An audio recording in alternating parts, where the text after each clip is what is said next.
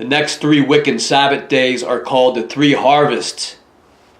So the first of the harvests is Lammas, taking place on August the 1st. On this Wiccan Sabbat day, traditionally, if you want to read reports on the internet, it says it goes back to Celtic Ireland.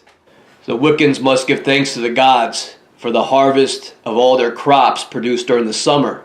And Wiccans say that they now have to give something up in return for the bounty they were given by the earth goddess. So for all the grain they got from the earth goddess, they now have to sacrifice something in return to it. So now that all the kings are dead, having been killed in the last ritual sacrifice called Midsummer, on Lammas, the Wiccan belief is that the divine king must also die. So I guess they have someone in mind who they may consider extra special, who they will ritually hack up and burn next.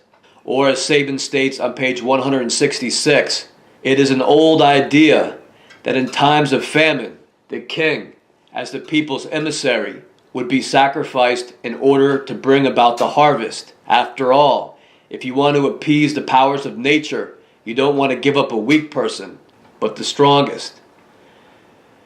So my guess is that they will say that the divine king is someone who did not fall for any of the cult's games. And they have a lot of them, all designed to get the good guy to fail at something. Games to make the good guy look stupid or act childish, usually in public. There are games to get the good guy in trouble, get him to fail in business, get him in fights with his friends, get him in fights with his family.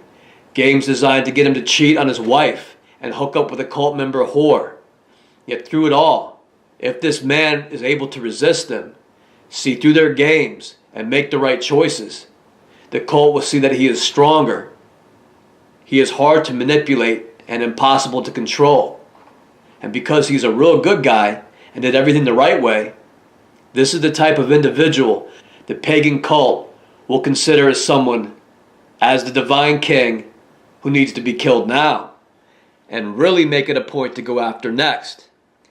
And if they're able to kill him, I guess that the cannibalistic Wiccans will then cook him and eat him, because I found many references on the internet concerning eating the divine king figure in this ritual, and I quote a well-known encyclopedia on the internet.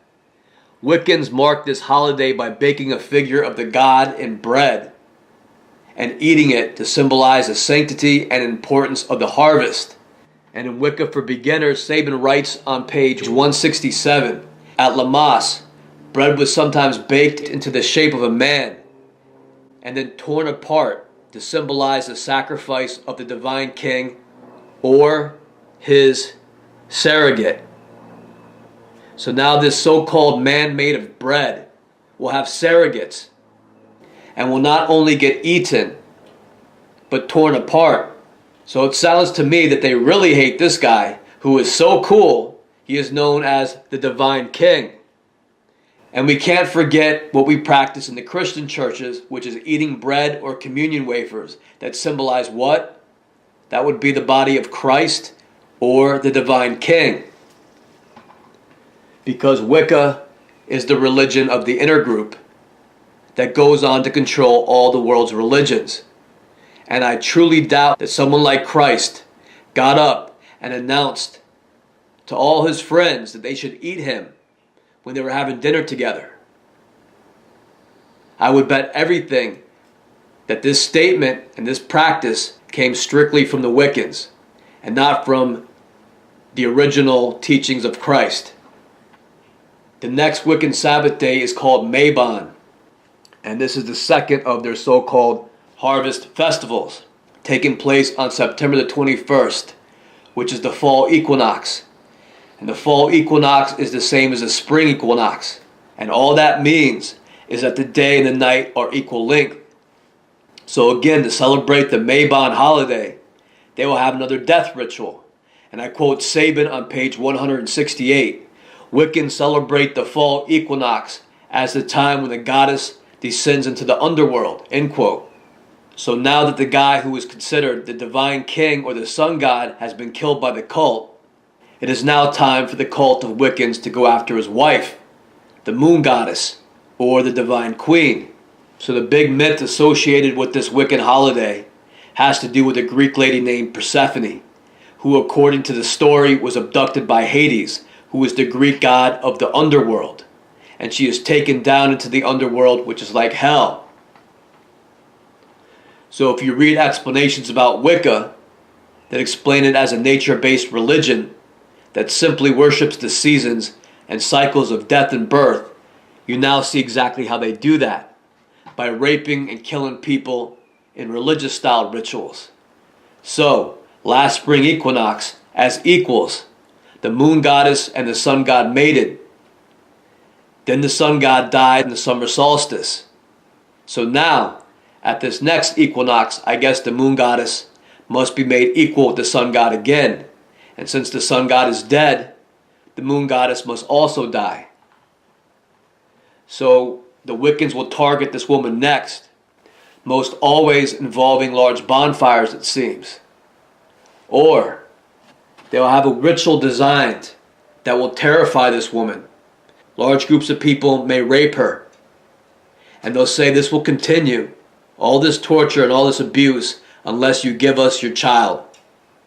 Next is the Wiccan ritual of Samhain, known as Halloween now, that takes place on October the 31st. This is the last of the 3 harvest festivals and is a big Wiccan holiday. I believe Samhain is called the Wiccan New Year and is one of the 4 major Druidic seasonal festivals, along with Imbolc, Beltane, and Lammas. On Samhain, Wiccans believe that the spirits or demons could most easily get into the human world at this time. So of course the Wiccans had to do whatever the demons wanted, which was more rape, torture, and murder to please them. I quote Thea Sabin on page 171, quote, "Samhain is another one of those nights when the Fae are said to change residence." And the Fae is a word that means witches, or those who have supernatural powers. So on Samhain, the cult of Wiccans are known to change residence. And if you wonder how this cult of useless cannibal retards are able to move into their new dream homes, it is not by being the best and working really hard, obviously. The witches will now kill everyone else in the area, especially those who had lands or houses or belongings that the coven wanted. So now that people like the divine king and the divine queen have been killed, now the witches will go after everyone else. So all of us regular good old people will get it next. So Wiccans will go house to house with masks, and these gangs would demand money, offerings, anything they wanted. Give us your kids, give us your wife. So to take over certain areas, the cult probably killed a lot of families this way. And then they were able to take over their houses, their land, farms, livestock, children, whatever they wanted. And Wiccans would call this changing residence, or taking over another community that real people had lived in for generations and worked really hard to build. And you can see that the US military and the Vatican are doing the same exact thing today all over America in places like the Keene, New Hampshire area. And again, for video proof, see the playlist on this channel called Satanic Ritual Sacrifice Locations. And a video on that playlist that is a must-see is called Tent City. So that brings us back to Yule, where strong women will carry their children, give birth to their children, and go on to raise their children, no matter what the cult demands from them. So those are the 8 Sabbats. By hearing that, you may start to realize that Wiccans are not worshiping some beautiful Greek goddess with all of this. They're actually killing those women who most resemble Greek goddesses, because abused and programmed cult people hate strong, intelligent, and beautiful real people.